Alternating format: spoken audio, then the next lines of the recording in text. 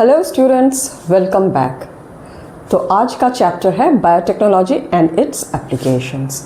I hope आप लोगों में से बहुत स्टूडेंट्स ने मेरा previous video on biotechnology, it's principles and processes देखा होगा एंड आई होप आप सबको वो वीडियो समझ में आया होगा and we all are moving ahead with clear concepts of the processes. Okay, तो आज का चैप्टर क्या है? Biotechnology and its applications.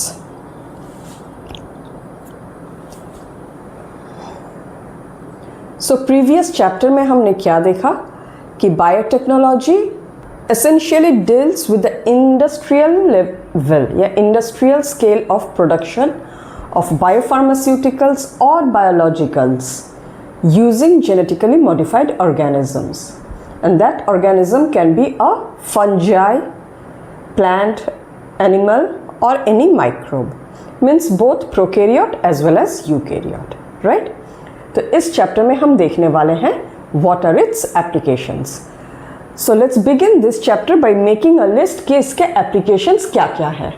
So students, here is the list of application of biotechnology कि ये कहाँ कहाँ काम आता है.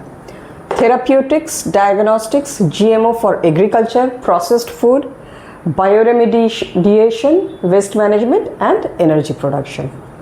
इसमें हम आगे चल के GMO, diagnostics and therapeutics के बहुत ही अच्छे एग्जाम्पल्स देखने भी वाले हैं और थोड़ा बहुत उस प्रोसेस को समझने भी वाले हैं. ओके, पर वहाँ जाने से पहले एक और बात हमारा देखना बनता है कि we are looking into applications of biotechnology, but biotechnology के 3 ऐसे एरियाज हैं which are core to its research. What does it mean?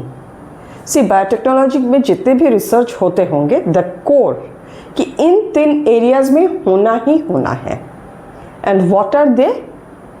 So 3 critical research areas of biotechnology. These are the points and lines I have taken as it is from your book. Okay. So the first point is catalyst. आपके किताब में क्या लिखा हुआ है?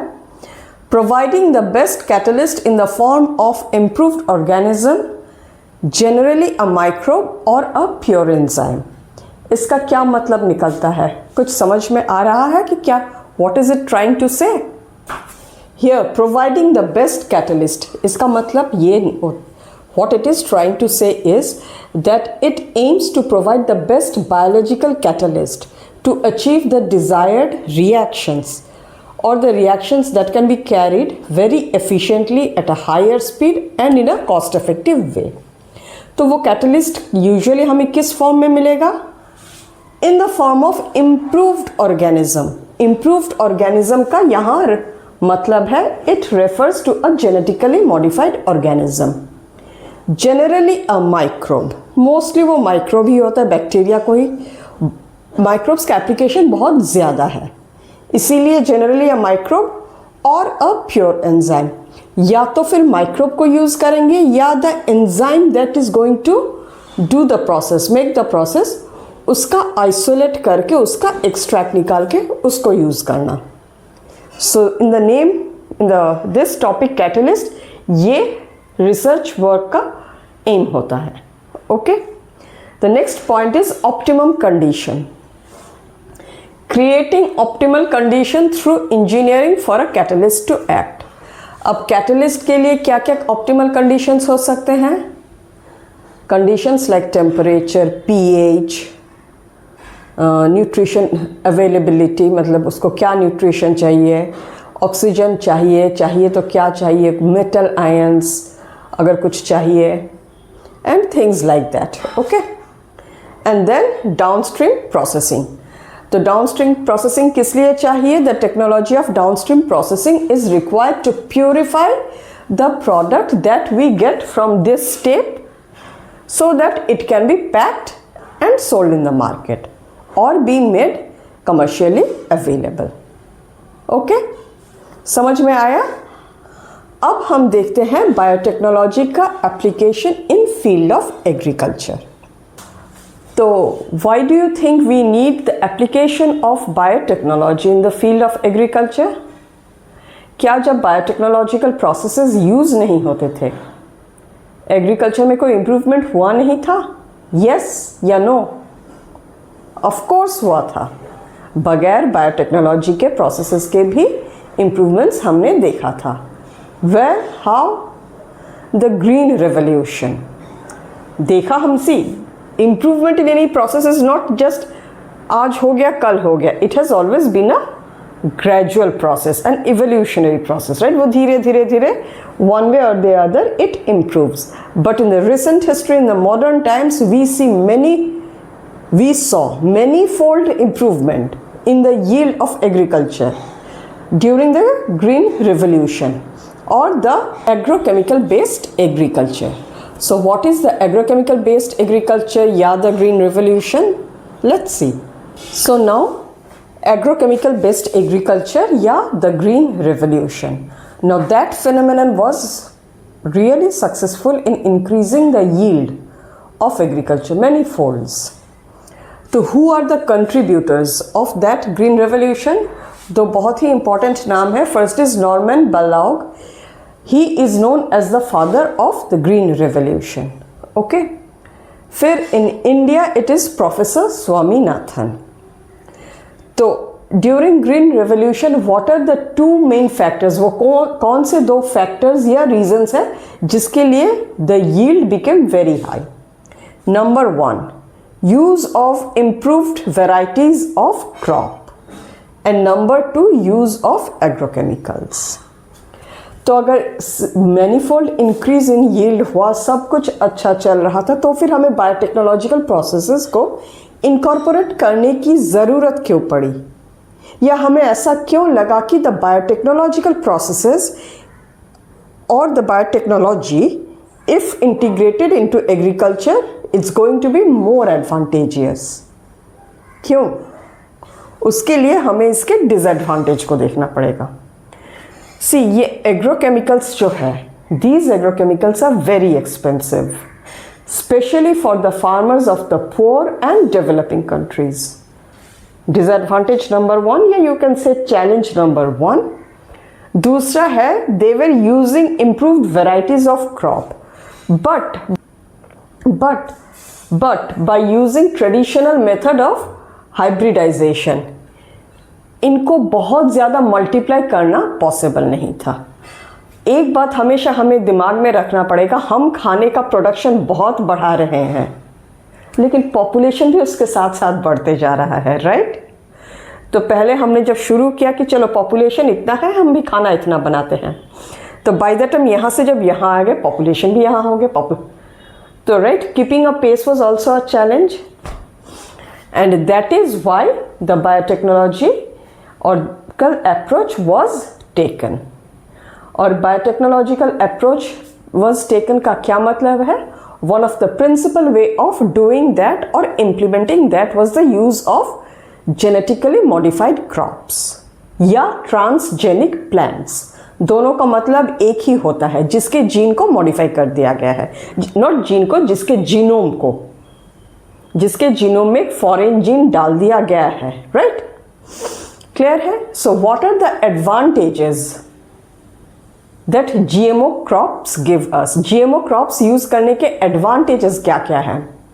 There are many, हम वो देख लेते हैं. Okay, so the solution, the biotechnological solution to solving the issues that were there in agriculture, और issue क्या था? Increasing the yield and reduce other losses, prevent things like pest damage, post harvest losses and things like that, right? Well, यह सब चीज़ों का जब आप take care करोगे तब तो yield ऑटोमेटिकली बढ़ेगा, राइट? तो दो स्टेप्स थे. एक तो first one was use of GMO crops. GMO crops means what? Genetically modified crops. इनको यूज करने के एडवांटेजेस क्या क्या हैं? First is these crops are more resistance to abiotic stress.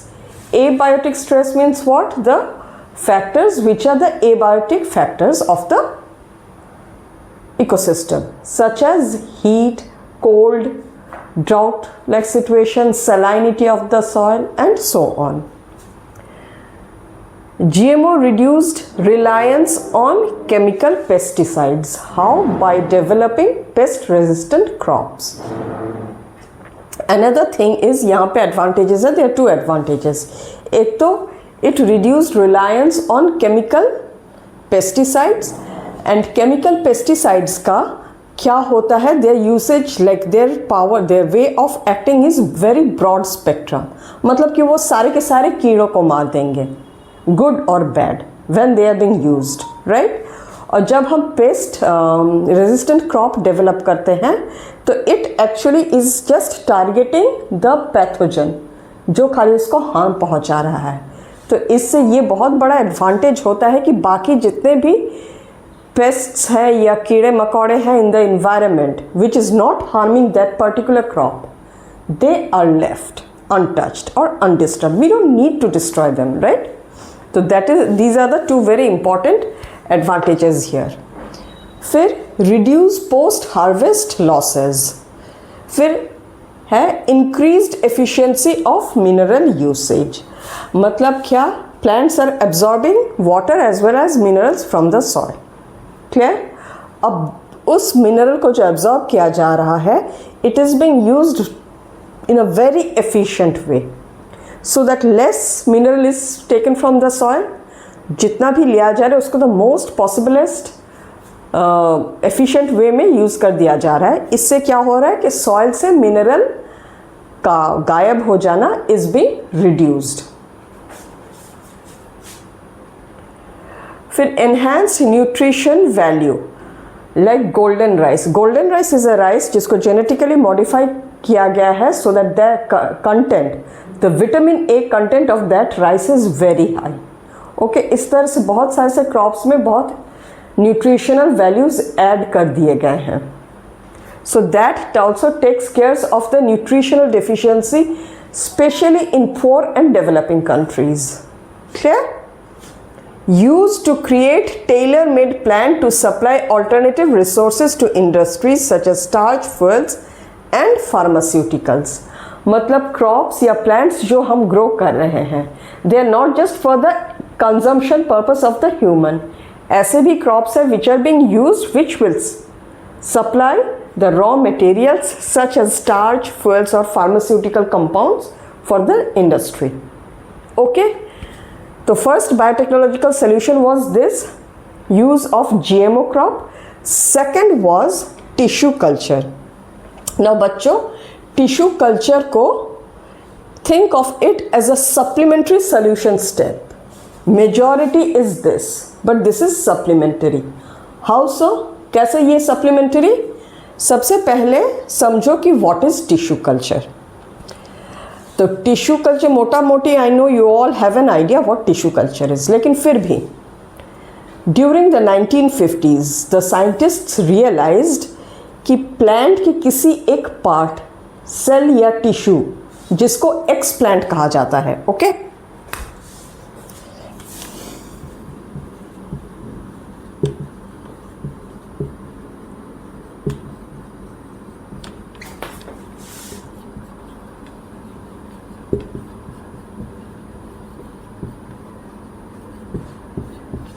From this, it is possible to regenerate an entire plant. How? Under suitable conditions in the lab, in test tubes, maintaining proper optimal conditions of nutrition and other factors. Clear है? और इसी capacity of generating whole plant from explants और plant cell और plant tissue is called totipotency. Clear है? तो क्या होता है, एक प्लांट को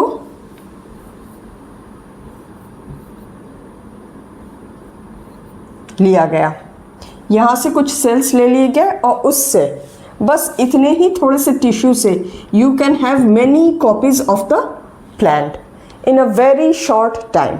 So that is advantage number 1. And if you tend to select a plant which is genetically desirable, जिसके की characters बहुत ही अच्छे हैं, तो क्या हो रहा है, हम इससे we are cloning, right? We are making copies. तो genetically ये सारे के सारे बिल्कुल सेम है, similar. तो ये क्या हो गए, these are soma clones. तो इससे एक तो कॉपीज, नंबर ऑफ कॉपीज पर plant is being made from very small part of the plant or very less explant, high number of copies, short duration. दूसरा है we are able to maintain that genome, desired genome. और एक हो सकता था इसका example कि कोई सा भी अच्छा वाला plant if it undergoes a disease attack या some injury, you can preserve that plant by taking a part of the undamaged tissue and via tissue culture you can make many propagations. Clear? और इस तरह की propagation को क्या बोला जाता है? Micro propagation.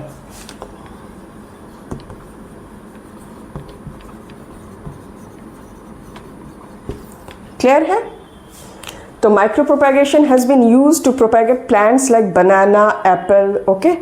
Even in the horticultural section, orchids and many plants, they are grown in the lab. That's a very easy and an efficient way to make multiple copies, okay? तो ये दो steps हैं. समझ में आया biotechnology, how it is providing us advantage over the methods used in green revolution or the traditional methods. अब हम इसी एडवांटेज के दो एग्जाम्पल्स देखेंगे. 2 examples of pest resistant crop. Okay, तो वो एग्जाम्पल में जाने से पहले let us pause for some time. गहरी सी सांस लीजिए और बताइए जो समझा रही हूँ वो समझ में आ रहा है? मैं देख रही बच्चे आ रहे हैं, देख रही, but none of you are giving me any comment. या एक लाइक तो बनता है. What does it, I mean, you know, 1 like is just a click. It's just a click for you, but it means a lot to me, right? तो एक like बनता है. And please let me know in the comment कि my way of teaching ये आपको समझा पा रहा है कि नहीं, दिमाग में बिठा पा रहा है कि नहीं. Okay, so now let us go to see those 2 examples. एक है बीटी का, दूसरा है टोबैको प्लांट का. ओके,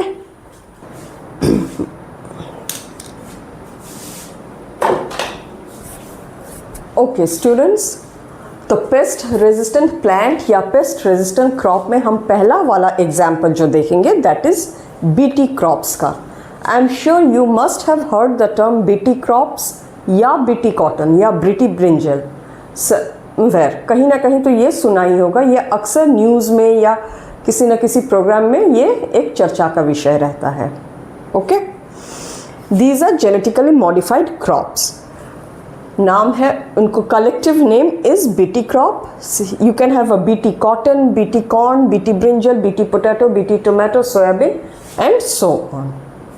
तो सवाल उठता है कि इन सब के आगे आगे जो ये बीटी लग गया है, ये बीटी है क्या?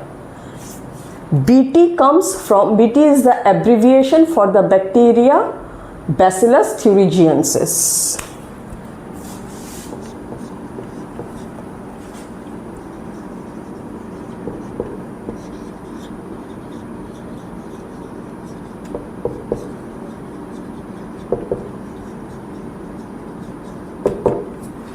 अब इस बैक्टीरिया ने ऐसा क्या महान काम कर दिया कि जैसे हम टाइटल लिखते हैं ना, श्री या श्रीमान, श्रीमती, मिस्टर, मिस, वैसे हर क्रॉप के आगे बीटी बीटी बीटी नाम हम लगाते जा रहे हैं. तो उसके महानता को देखने से पहले इन क्रॉप्स के प्रॉब्लम्स क्या थे पहले हम वो देखते हैं. So first let's start by looking at the problem. तो what was the problem? Problem में हम यहाँ 2 क्रॉप्स को ले रहे हैं, कॉटन को ले रहे हैं, कॉर्न को ले रहे हैं. Okay,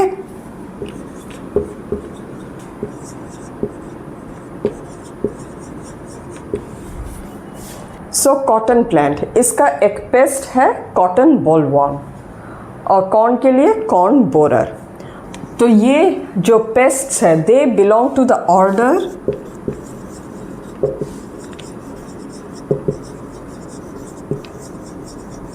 Lepidopterans, class Insecta and phylum. Class अगर इंसेक्टा है तो फाइलम क्या होगा? एनेलिड होगा या आर्थ्रोपॉड होगा? Arthropod, right?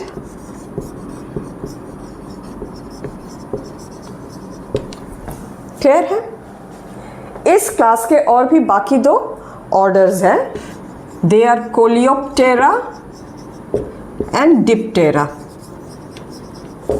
Mosquito flies, they belong to Diptera, और the beetles they belong to Coleoptera. और ये जो beloved pests है जिनको हम अभी पढ़ने वाले हैं, they belong to the Lepidoptera. Sorry, terans क्यों लिख दी मैं? क्लियर है? हो गया? Now we know our problem. अब इस प्रॉब्लम का सोल्यूशन कहाँ था? सोल्यूशन को ढूंढना था. सोल्यूशन को ढूंढना था, फिर उस सोल्यूशन को इम्प्लीमेंट या इंटीग्रेट करना था. सोल्यूशन इसका हमें कहाँ मिला? सोल्यूशन इसका हमें मिला in the bacteria Bacillus thuringiensis. तो सोल्यूशन हम कहाँ देखेंगे? Solution was found in bacillus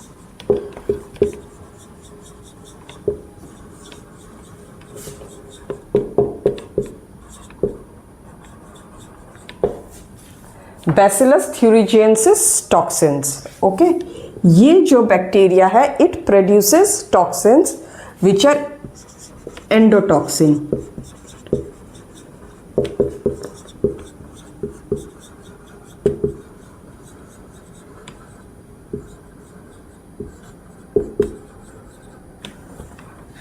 proteinaceous crystals या प्रोटीनेशियस इन कंपोजिशन. क्लियर है? And these toxins are lethal for these bugs या these pests. क्लियर है? for all the orders of the class, all the 3 orders of the class insecta, इनसे produce किया हुआ toxins are lethal for them. अब if the toxin is lethal for them, why is the toxin not lethal for bacteria? अब हमेशा एक बात याद रखना, जो भी टॉक्सिन होता है या डिफेंस के लिए जो भी केमिकल किसी भी ऑर्गेनिज्म में हो, वो उसके अंदर टॉक्सिक फॉर्म में नहीं होता, वो हमेशा उसके अंदर एक इनएक्टिव फॉर्म में होता है. Right? Not just toxins, even hormones हो, एंजाइम्स हो, वो हमारे बॉडी में इनएक्टिव फॉर्म में होते हैं. When required they become active या they are activated and that is when they act. Same with the toxins also. So bacteria में they live in active form, inactive protoxins. Clear है? But when this is ingested by the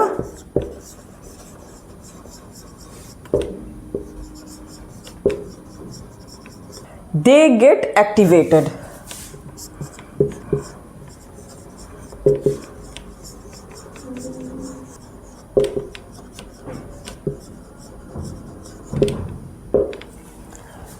When ingested by the insect, they get activated at the or in the alkaline pH of the alimentary canal of the insect. और जैसे ही ये activated form में हो जाते हैं, what is their mode of action? How do they react to kill the insect? They bind to the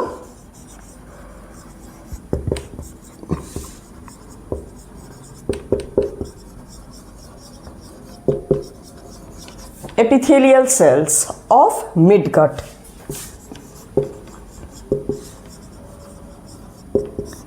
As a result, it creates spores, causes swelling and lysis of the cell. And because of this, the insect dies. हो गया? समझ में आ गया? तो now the scientists saw the problem. They also saw the solution. अब challenge था कि solution को प्रॉब्लम के ऊपर इंटीग्रेट कैसा किया जाए. And that is where the rDNA technology came to help. यहाँ से उस जीन को अलग कर दिया गया which codes for this toxin. Now which gene codes for this toxin? Let's see. So the name of the gene is CRY. Okay, CRY. And this gene has many forms, of which we are going to look into 3 because हमारे ये काम अभी यही आने वाला है because we are studying only 2 plants. तो first form is CRY1AC and CRY2AB. CRY1, CRY2, AC, AB. इनका जो टॉक्सिक जो ये कोड करते हैं that is toxic to cotton bollworms. Clear है? And CRY1AB is toxic to corn borer. And these are the 2 examples. These are the 2 pests, these are the two plants, these are the two pests. तो इस gene को काट के now how, what was the method? rDNA technology. That specific gene was cut, it was put into a vector and integrated into these plants. As a result, when that started expressing, ये plant भी pest resistant हो गए. समझ में आया? How through biotechnology या rDNA technology हमने problem को देखा, हमने फिर सोल्यूशन कहाँ है वो देखा, and how by DNA technology we integrated the solution into the plant, and what did we have? We had a pest resistant crop. तो इससे क्या हुआ? The reliance on chemical pests बहुत कम हो गए. इससे खाली ये वाले bugs they were taken care of, बाकी के सारे were not being killed. Clear है? All good, all clear? Now let us look into the second example, which actually uses a defense mechanism called RNA interference. That is also very interesting. हम वो भी देखते हैं. Okay? तो दूसरा example plant is tobacco. Pest is a nematode. Name Melodogyne incognitia. Vector is Agrobacterium plasmid. तो यहाँ पे no toxins of the bacteria or any other organism was used. यहाँ पे a defense mechanism was used. इसीलिए दो examples बहुत ही different आपको दिए गए हैं. पहले वाले में एक product of an organism was used, इसमें mechanism is being used. तो यहाँ इसको पूरा डिटेल्स में समझने से पहले it is very important that you understand कि RNA इंटरफेरेंस मैकेनिज्म होता क्या है. इसको समझ लेंगे इस मैकेनिज्म को तो ये समझना बहुत आसान होगा.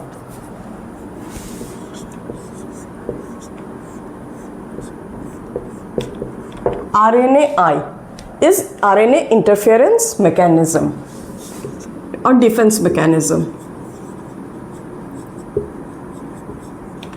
In all eukaryotic cells, in eukaryotic organisms आप कह सकते हैं.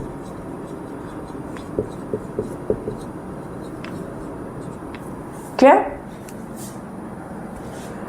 तो what triggers this kind of a defense mechanism?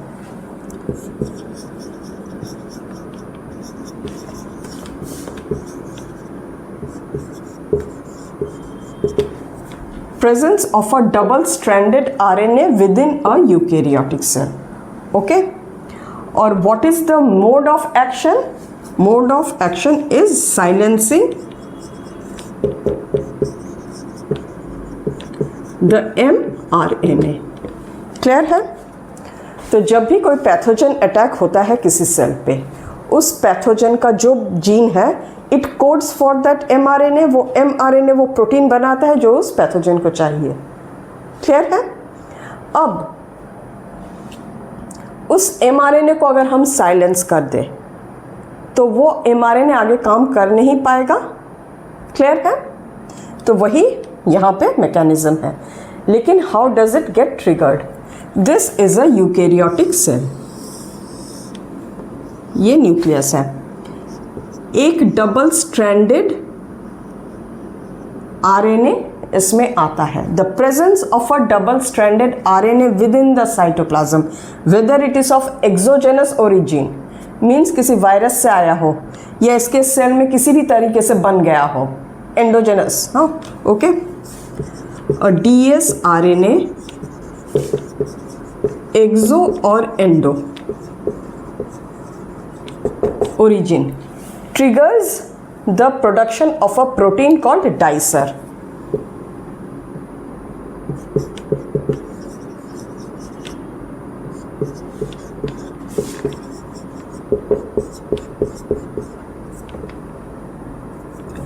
I think I should erase and then draw, क्योंकि नहीं तो बहुत नीचे हो जाएगा.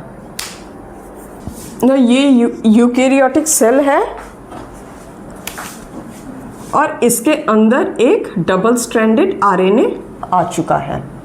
The moment it comes it triggers the defence mechanism called RNAi. और जैसे ही वो ट्रिगर होता है, what is the first step?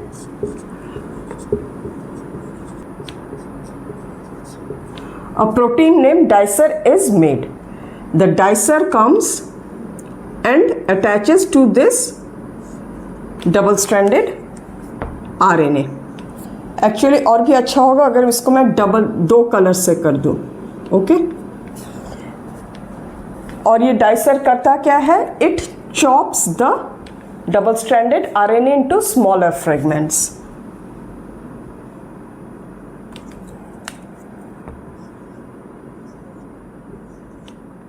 और इन्हीं स्मॉलर फ्रेगमेंट्स को siRNA बोला जाता है. क्लियर है?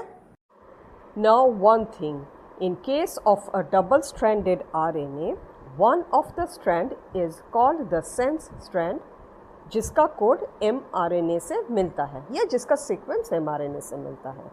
And the other strand is called the antisense strand. इसका sequence is complementary to the mRNA. Clear है? तो अब हमारे पास डबल स्ट्रैंडेड RNA था, उसको इस प्रोटीन ने काट दिया छोटे छोटे टुकड़ों पे. And these fragments are siRNA. Now another protein complex called RISC.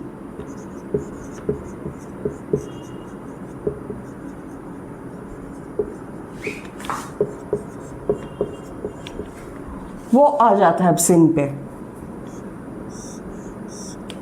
और जैसे वो इस वाले के साथ फिक्स हो गया है.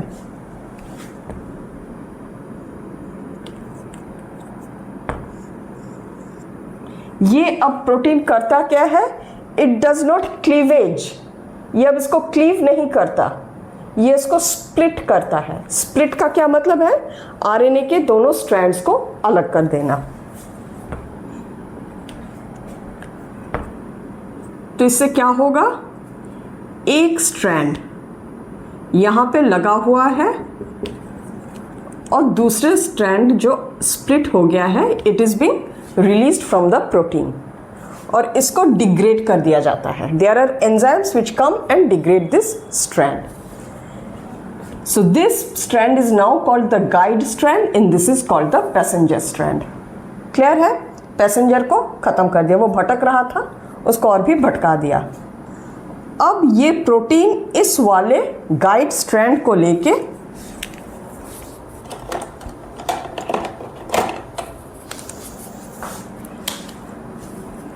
उस mRNA को ढूंढता है और जैसे ही वो मिला उसके साथ ये जाके अटैच हो जाता है. और ये since this is the antisense strand, तो ये कॉम्प्लीमेंट्री बेस पेयर कर देता है.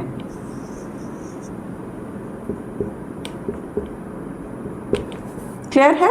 और जैसे ही इसने कॉम्प्लीमेंट्री बेस पेयर कर दिया, it can not bind with the ribosome any more और तब ये प्रोटीन जाके अपना असली रूप दिखाता है. ये उसको क्लीव कर देता है और भी जो बचा कुचा था पूरा क्लीव कर दिया.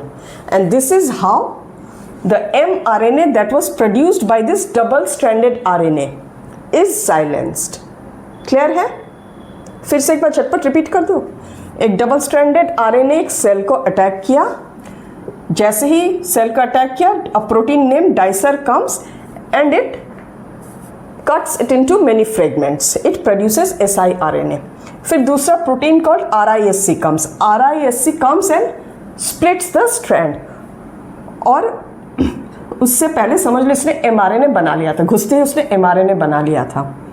अब इस प्रोटीन को मालूम है कि अच्छा मेरे पास तो अब एंटीसेंस वाला स्ट्रैंड है. वो उस mRNA को ढूंढता है, उसके साथ ही अटैच कर देता है और फिर उसको काट देता है. This entire mechanism is called RNA interference. Okay? तो इस RNA इंटरफेरेंस वाले मैकेनिज्म को टोबैको वाले प्लांट में हम घुसाएंगे कैसे? सोल्यूशन तो हमें कहीं दिख रहा है, प्रॉब्लम यहाँ है, सोल्यूशन यहाँ. नाउ अब इनका गठबंधन कैसे करें? So what did the scientists do?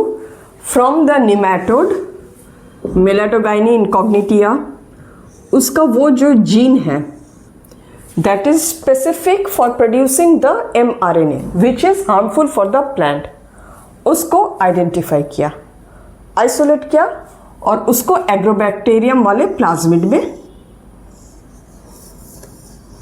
लगा दिया गया, right? Is the way it was integrated, it is very important for you to understand now, the way this gene was integrated was such that it produced both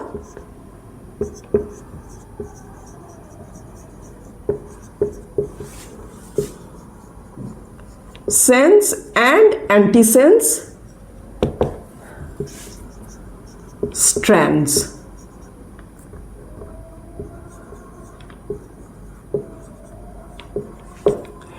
Produced both sense and antisense strands of RNA.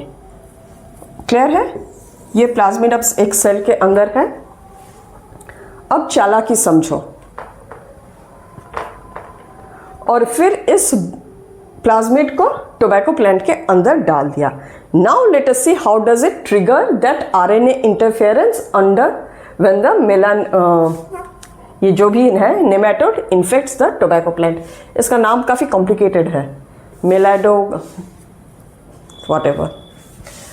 तो सबसे पहले हम देखते हैं कि when in normal condition एक tobacco plant के root में when the nematode attacks. Okay, so let's take a cell of the plant. This is the cell of the tobacco plant. वो nematode attack कर चुका है, MI ने attack किया है। Okay, let's make it interesting. MI, तो MI का वो gene has coded for the mRNA। Clear है? ये टोबैको का सेल है, तो दैट mRNA यहां से सब कुछ लेके it is coding for the protein, that protein is feeding back the parasite and it is surviving. पर ये टोबैको सेल धीरे धीरे ये डैमेज्ड हो रहा है, इसके न्यूट्रिशंस निकल रहे हैं। क्लियर है? अब टोबैको सेल में वो प्लाज्मिड है,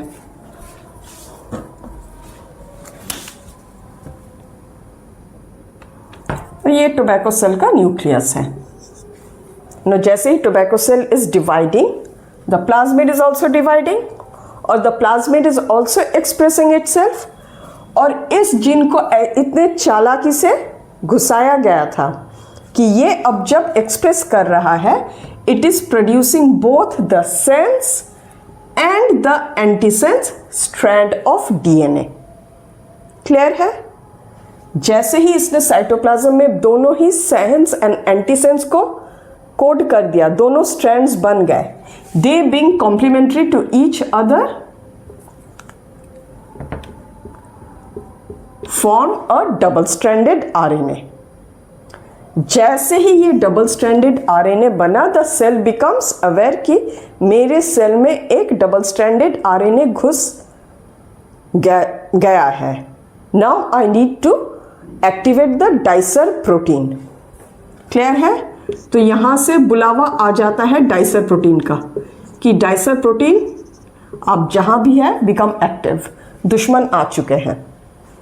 प्लांट तो इसी को दुश्मन मान के चल रहा है, बट एक्चुअल दुश्मन is the nematode, the MI।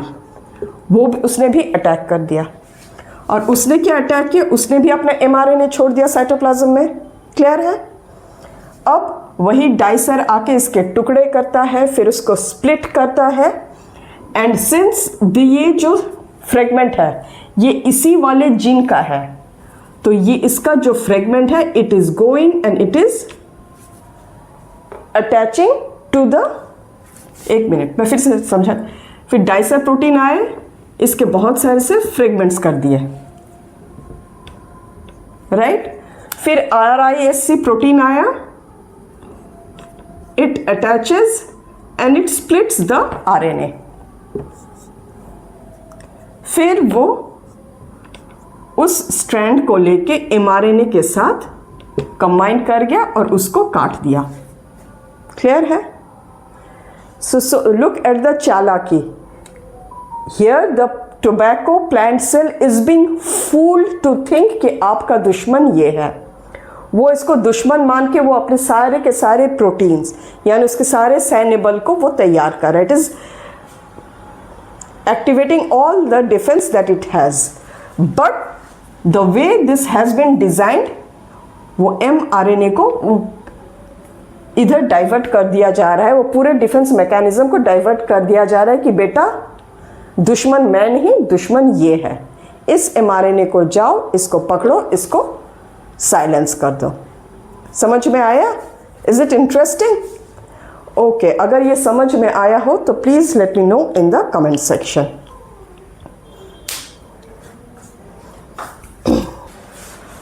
Okay, खाली एक पॉइंट मैं मिस कर गई हूँ कि यूकेरियोटिक सेल में डबल स्ट्रैंडेड आरएनए, एक तो because of an attack from a virus whose genome is a double stranded RNA, वहाँ से हो सकता है, और within the cell transposons जो कि मोबाइल जीन्स होते हैं, they replicate via RNA intermediates, वहाँ से भी डबल स्ट्रैंडेड आरएनए एक यूकेरियोटिक सेल को मिल सकता है। क्लियर है? Now we saw two examples, एक बीटी कॉटन था, दूसरा टोबैको। तो एक ने टॉक्सिन को यूज किया from a plant, from a bacteria, means one used a product of a microbe, the another used a defence mechanism. Clear है? Now because the पहले वाले ने एक प्रोडक्ट ऑफ अ माइक्रोब को यूज किया, so it is written in your book, in effect it can also be said to be a biopesticide. Pesticide, biopesticide को वहाँ के छिड़का के हमने यूज नहीं किया, उसको हमने छुपा के यूज किया सेल के अंदर। क्लियर है? सो आज का वीडियो मैं यहीं तक रखती हूँ। So in the first video for this chapter we saw the points, we saw the chart which describes the application of biotechnology, the research areas, and GMO to GMO examples, GMO crop examples. Clear है? इसके बाद वाले video में we will see application of biology in the medicinal field. So once again, before ending this video, I'm going to request you all to kindly like the channel, like the video, subscribe to the channel, and please share it with your friends. Okay? Bye.